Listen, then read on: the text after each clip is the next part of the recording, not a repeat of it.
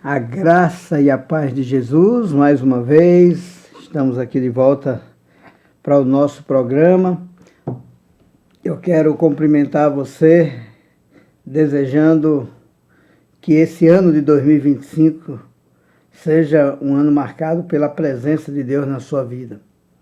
E que você, de fato, seja uma ovelha do bom pastor, como eu falei no programa anterior. E talvez alguns estão perguntando assim, como? Se eu não sou uma ovelha do bom pastor, porque ninguém nasce ovelha do bom pastor. Nós precisamos nascer de novo, nós precisamos se converter, nós precisamos nascer na família de Deus para agora sim ser uma ovelha do bom pastor. Como é que isso acontece? Talvez você esteja se perguntando por isso. É extremamente importante você ter a convicção que você já é um cristão, que você já é uma pessoa convertida a Jesus. Até porque Jesus, que personificou para si a própria verdade, ele disse certa vez, se não vos converterdes e não vos tornardes como criança, de modo algum entrareis no reino dos céus. Se não vos converterdes e não vos tornardes como criança, de modo algum entrareis no reino dos céus. Certa vez também ele falou para um homem muito religioso, algo semelhante, quando ele disse, se alguém não nascer de novo, não pode entrar no reino de Deus. Deixa eu só situar um pouquinho o contexto desses dois textos que eu citei. Vou começar pelo segundo. João capítulo 3, Jesus estava conversando com um homem chamado Nicodemos. Na verdade, está narrado o texto lá em João 3 assim, havia entre os fariseus um homem chamado Nicodemos, um dos principais dos judeus. Este de noite foi ter com Jesus e lhe disse, Rabi, sabemos que és mestre, porque ninguém pode fazer esses sinais, esses milagres que o Senhor faz, se Deus não estiver com ele. A isto respondeu Jesus, em verdade te digo, se alguém não nascer de novo, não pode entrar no reino dos céus. Perguntou-lhe Nicodemos, como pode um homem nascer sendo velho? Pode porventura voltar ao ventre materno e nascer a segunda vez? Respondeu-lhe Jesus, quem não nascer da água e do Espírito não pode entrar no reino de Deus. O que é nascido da carne é carne, o que é nascido do Espírito é Espírito. Não te admires em eu te dizer, é necessário nascer de novo. O vento sopra onde quer, ouve a sua voz, e não sabe de onde vem nem para onde vai. E ele diz assim, é todo aquele que é nascido do Espírito. E aí, perguntou-lhe Nicodemos, como é que a gente pode nascer de novo? Como pode suceder isso? Jesus disse, Nicodemos, você é mestre em Israel, deveria conhecer sobre isso e não compreende essas coisas? Nós dizemos o que sabemos e testificamos o que temos visto. Se eu falando das coisas terrenas você não entende, como você vai entender as coisas espirituais? E aí Jesus disse, assim como a serpente foi levantada no deserto, e todo mundo que olhava para a serpente era curado, assim importa que o Filho do Homem, se referindo a Jesus, o próprio Jesus, a si mesmo, seja levantado para que todo aquele que nele crê tenha a vida eterna.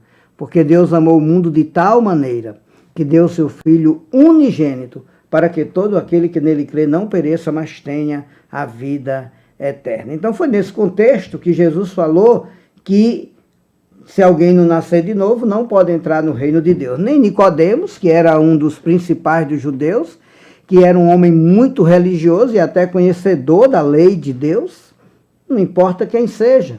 Se não nascer de novo significa ser regenerado. Nascer de novo significa Deus implantar uma nova vida, uma vida espiritual no coração do homem. Por que o homem precisa nascer de novo? Porque o homem já nasce pecador. Lá no Salmo 51, versículo 5, está escrito, eu nasci na iniquidade e em pecado me concebeu a minha mãe. O homem já nasce com essa certidão de nascimento. Ele já nasce na iniquidade, ele já nasce no pecado. As pessoas não pecam simplesmente porque aprenderam a pecar. Não, elas pecam porque elas são pecadoras.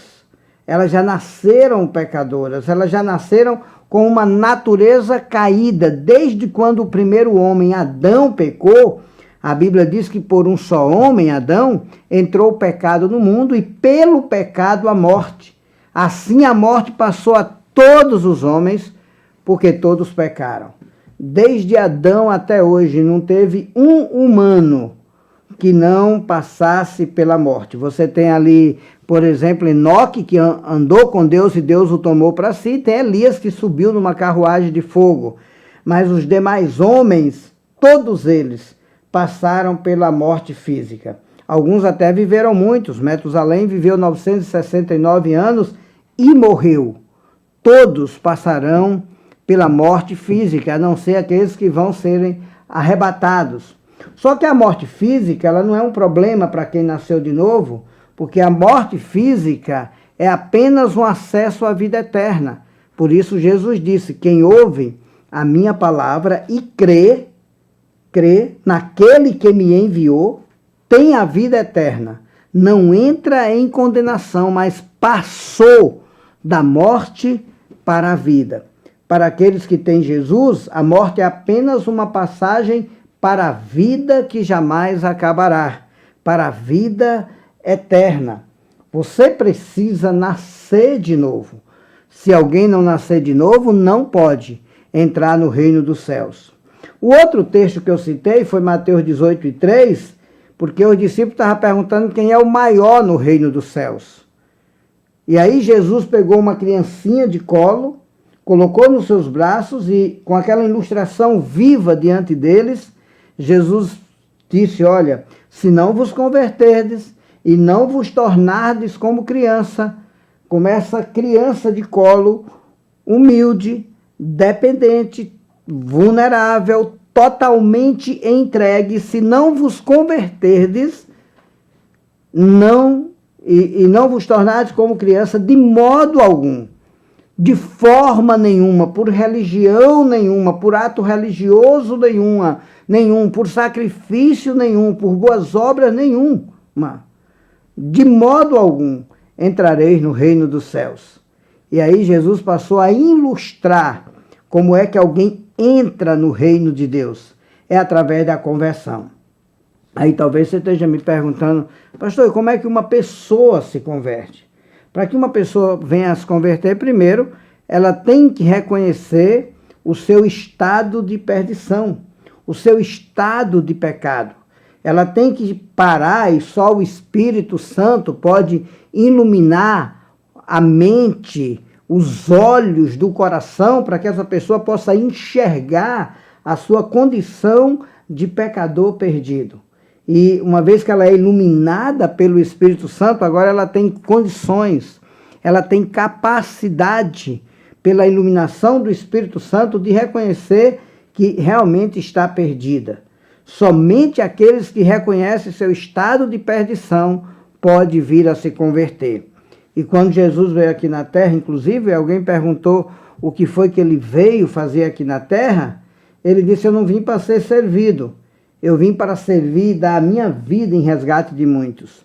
Ele disse: eu vim buscar e salvar os que estavam perdidos. Ele veio para salvar os perdidos. Ele certa vez diz: os sãos não precisam de médicos, e sim os doentes. Eu não vim chamar os que se acham justos, mas sim pecadores, gente que reconhece o seu estado de pecado, pecadores ao arrependimento. Ele diz que veio salvar os pecadores. Então, primeira coisa é a pessoa reconhecer que está perdida. Então, conversão significa uma mudança completa na direção que está tomando. É alguém que está andando com as costas para Deus, faz uma volta de 380 graus e passa agora a andar na direção de Deus. Isso envolve três coisas. Primeiro, conversão envolve duas coisas principais, aliás, envolve duas coisas principais. Primeiro, o arrependimento. Veja como hoje, muitas vezes, a mensagem do evangelho, a forma como é pregada, às vezes a gente não deixa muito claro como é que uma pessoa se converte. E às vezes a pessoa vai para a igreja, escuta a mensagem que foi pregada e alguém faz uma pergunta se ele quer aceitar Jesus e ele não sabe o que é arrependimento, ele não sabe o que é conversão, ele não sabe o que é nascer de novo, ele não sabe praticamente nada da sua condição e simplesmente diz: a partir de hoje, agora, eu vou frequentar a igreja, vou me batizar e vou para o céu. Olha, para ir para o céu precisa se converter. E para se converter, primeiro precisa se arrepender. Esse é o lado negativo da conversão.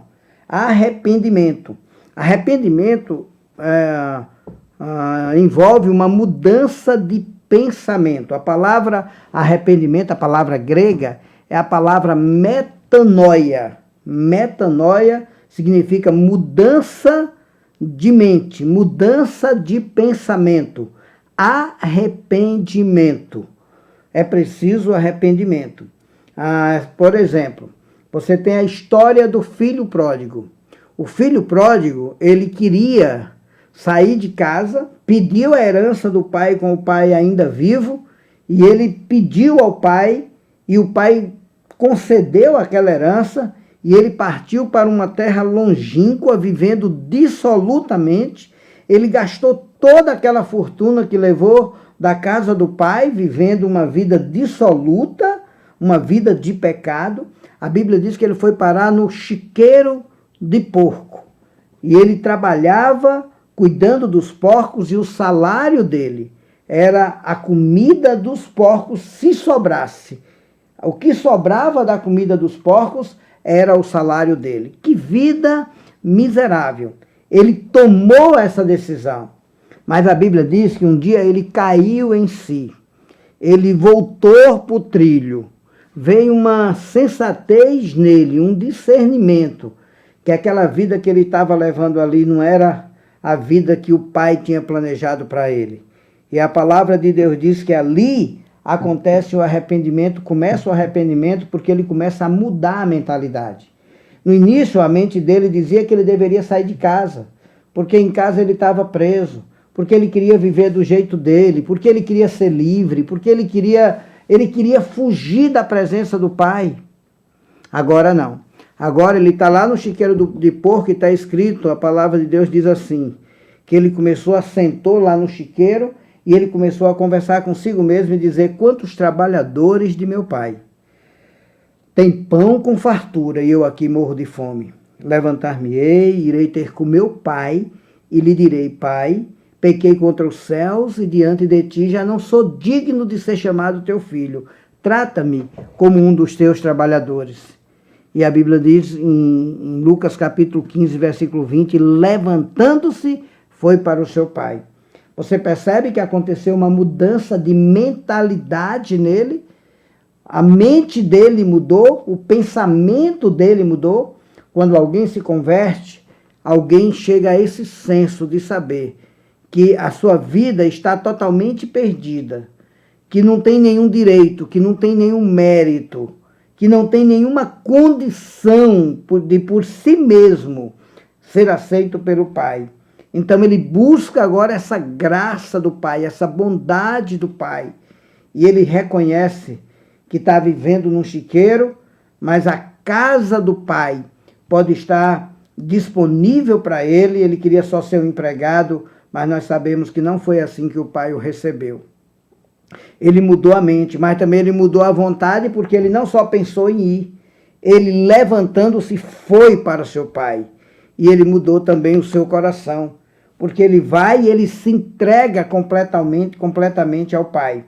E a Bíblia diz que quando vinha ele ainda longe, o pai o avistou, correu ao encontro daquele jovem arrependido, abraçou. O jovem até começou a falar: pai, pequei contra o céu, e diante de ti já não sou digno de ser chamado seu filho.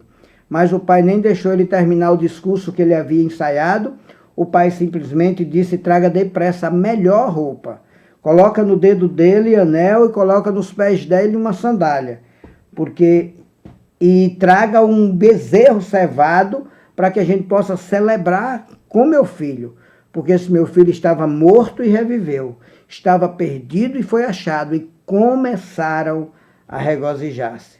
Que coisa linda, quando a gente vê o arrependimento acontecendo no coração do homem e o homem se voltando para Deus. Esse é o primeiro passo para a conversão. Nós temos um exemplo de arrependimento, um outro exemplo clássico, é o Salmo 51.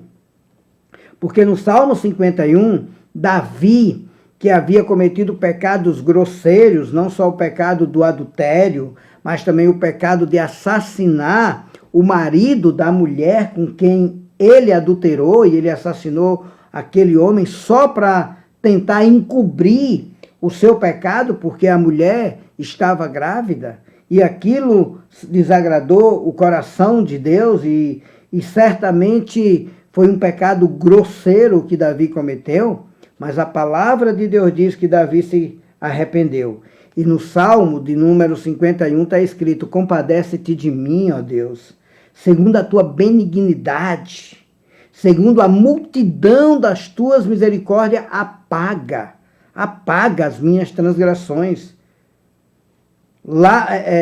Lava-me completamente da minha iniquidade e purifica-me do meu pecado, pois eu conheço as minhas transgressões e o meu pecado está sempre diante de mim. Pequei contra ti somente fiz o que era mal perante os teus olhos, de maneira que serás tido por justo no teu falar e puro no teu julgar. Eu não tenho como questionar o seu julgamento, o Senhor tem razão, é isso que ele está dizendo. E puro no seu julgar. Eu nasci na iniquidade, e em pecado me concebeu a minha mãe.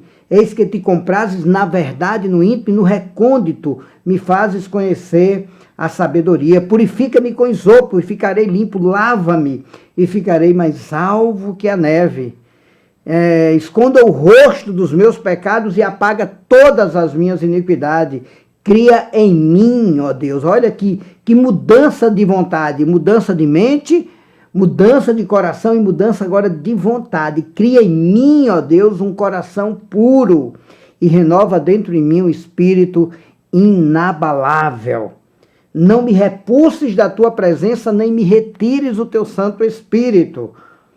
E ele diz, então, os pecadores se converterão a ti. E aí ele vai falando dessa graça de Deus, e ele vai dizer, eu não tenho como te oferecer sacrifício. Se eu tivesse, eu ofereceria, mas eu não tenho essa capacidade de te agradar assim.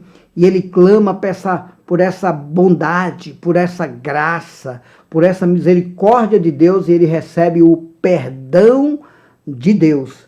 E mesmo depois desse pecado, Davi ainda continua sendo chamado por Deus de um homem segundo o seu coração. A Bíblia diz, Davi é um homem segundo o coração de Deus, porque Davi tem essa capacidade de dar respostas de quebrantamento a Deus nos momentos apropriados.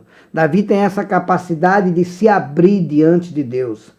Davi tem essa capacidade de não se preocupar tanto com o que é que as pessoas falam acerca de si, ou acerca do seu pecado, ou acerca das suas iniquidades.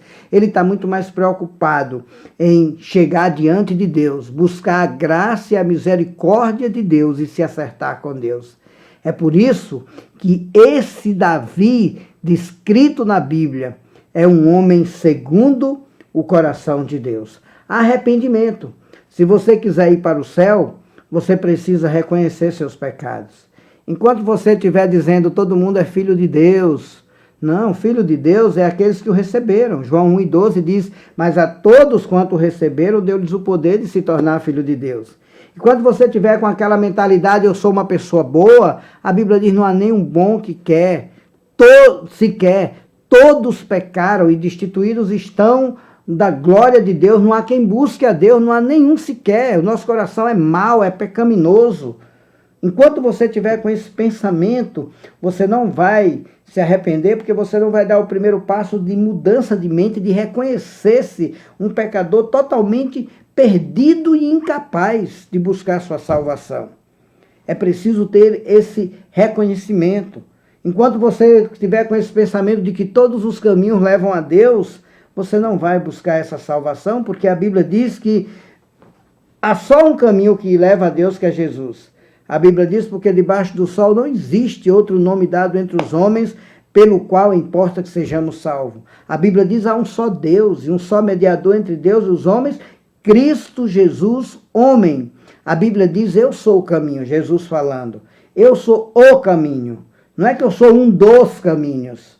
Não, só tem um e eu sou o caminho, ele disse. A verdade e a vida. E para não ter dúvida, ele disse, ninguém vai ou vem, né? Porque eu e o Pai somos um. Ninguém vem ao Pai senão por mim, disse Jesus. Ele é o caminho. Só tem ele. Qualquer outra opção, não importa, pode ser a opção da religião, pode ser a religião mais bem elaborada, mais bem doutrinada, ela não leva ninguém para o céu.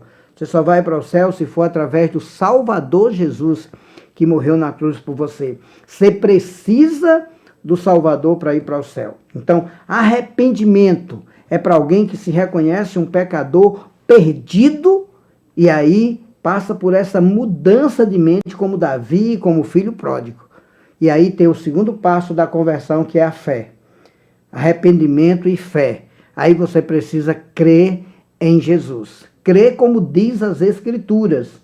Quem crê em Jesus, a Bíblia vai dizer, tem a vida eterna. Eu já li, por exemplo, já citei aqui, João 3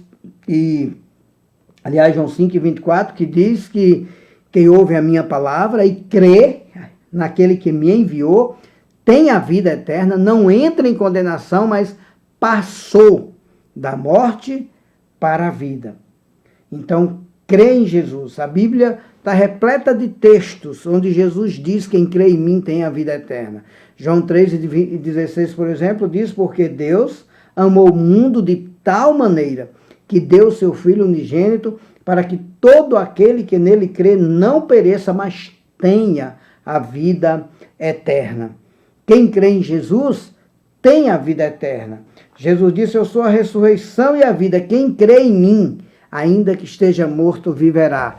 Quem crê em mim jamais, ele disse, morrerá eternamente. Quem crê em mim tem a vida eterna. É interessante que existem vários tipos de fé. Existe a fé nos milagres, e Jesus nunca disse que a fé nos milagres salva. Ele nunca disse que quem crê nos meus milagres será salvo. Não é quem crê nos meus milagres, ele disse, é quem crê em mim.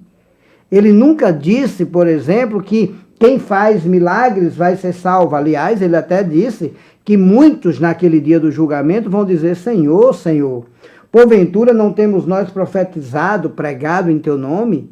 Em teu nome não fizemos muitos milagres, sinais e maravilhas, não expulsamos demônios? E ele vai lhes dizer explicitamente, que quer dizer claramente, nunca vos conheci, apartai-vos de mim, vós que praticais a iniquidade. Nunca vos conheci. E ele vai dizer para aqueles que colocaram a sua fé em Deus para fazer milagres simplesmente. Mas não é essa fé que salva. A fé que salva é a fé que envolve sua mente, seu coração e a sua vontade. A fé que salva não é simplesmente como a fé de Nicodemos ali no início. Ele sabia que Jesus era o Filho de Deus, que veio da parte de Deus, que ninguém podia fazer aquilo que ele estava fazendo se Deus não estivesse com ele. Mas aquela fé era uma fé meramente intelectual. A fé pode até começar na mente, mas aí o Espírito Santo vai levar essa fé da mente até o seu coração. É por isso que a Bíblia diz que se com a tua boca confessares a Jesus como Senhor e em teu coração crer que Deus o ressuscitou dentre os mortos, será salvo. Porque com a boca se confessa para a salvação e com o coração se crê para a salvação, para a justiça de Deus. Então, você precisa confessar Jesus Cristo como Salvador. A sua fé precisa ser uma fé que leve você a tomar uma decisão, a se entregar completamente, a confiar completamente. De que adianta você dizer que crê em Jesus se você não tem certeza da salvação? Como é que alguém pode dizer que crê em Jesus e Jesus diz que quem crê nele tem a vida eterna e essa pessoa não sabe se tem a vida eterna. É claro que quem de fato crê em Jesus sabe que tem a vida eterna. É igual ladrão. Quando Jesus morreu na cruz, tinham 2 ladrões. E um dos ladrões se arrependeu e creu em Jesus e fez um pedido a Jesus. Senhor, lembra-te de mim quando vieres no teu reino. E Jesus disse para ele, hoje estarás comigo no paraíso.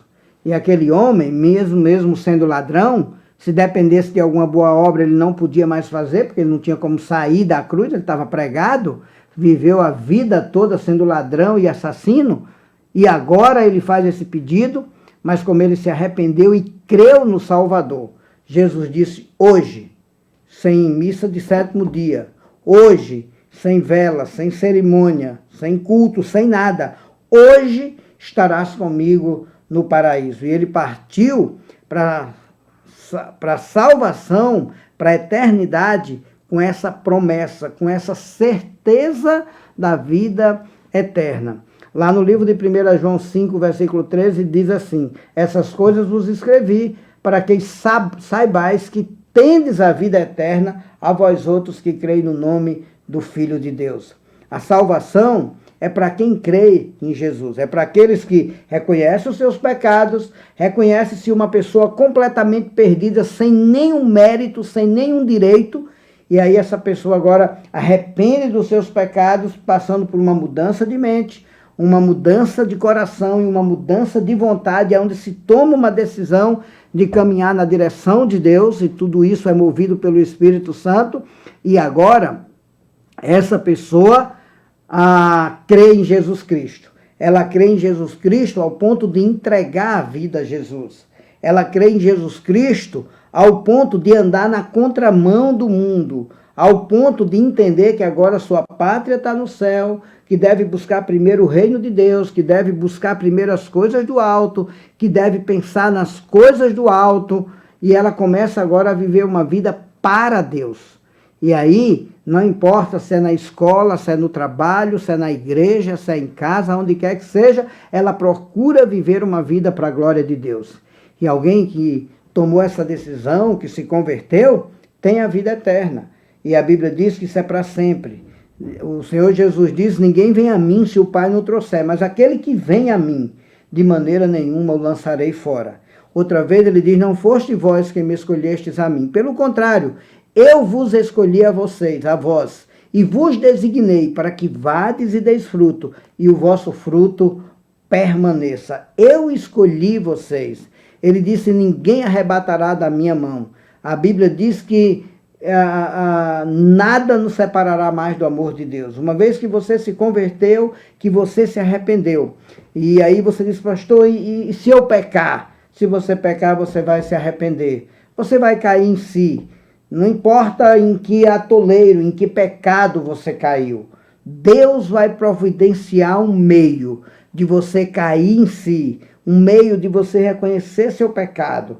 E se você não encontra força para abandoná-lo, Deus vai dar a você a força que você precisa para você deixar aquele pecado e agora passar a andar na direção de Deus. Porque você agora está em Cristo e quando você se converteu, você se tornou livre. Livre da pena do pecado. O pecado não tem mais poder de condenar, nem morte, nem vida, nada lhe separa mais do amor de Deus. O pecado, você vai ser livre da pena do pecado. Você também vai ser livre da escravidão do pecado. Você pode até pecar, pode até tropeçar, pode até cair, mas você não vai ser escravo do pecado. Chega um momento que Deus fará você cair em si. Chega um momento que Ele fará você reconhecer e se afastar do pecado para poder viver para Deus. Aí é onde a Bíblia chama de negar-se a si mesmo, negar sua própria vontade, negar seus próprios desejos para fazer a vontade de Deus. Isso é um sinal de que você é um filho de Deus, de que você é um servo de Deus. Aí a palavra de Deus diz que você um dia vai ser livre da presença do pecado. E aí é o céu, aí é a vida eterna. Então que Deus te abençoe, que você guarde no coração essa palavra. Lembre que você precisa se converter, não adianta nada se não se converteu. Lembra que você precisa nascer de novo, que é receber dele essa nova vida, essa regeneração. Lembre que conversão envolve arrependimento e fé. Arrependimento quer dizer mudança de mente, mudança de vontade, ou mudança de coração e mudança de vontade. Demos o exemplo do filho pródigo e o exemplo de Davi, no Salmo 51. E lembre que a fé que salva é a fé que você crê com o coração e você se entrega completamente a Deus. Que Deus abençoe sua vida, sua casa, sua família. Que Deus abençoe você. Que essa palavra encontre guarida em seu coração. E eu quero mais uma vez agradecer a Deus pela sua vida. Agradeço também a você pela sua audiência, por você estar prestando atenção à palavra de Deus. Deus abençoe a cada um de nós. Deus abençoe essa emissora que tem nos dado a possibilidade de compartilhar a palavra de Deus.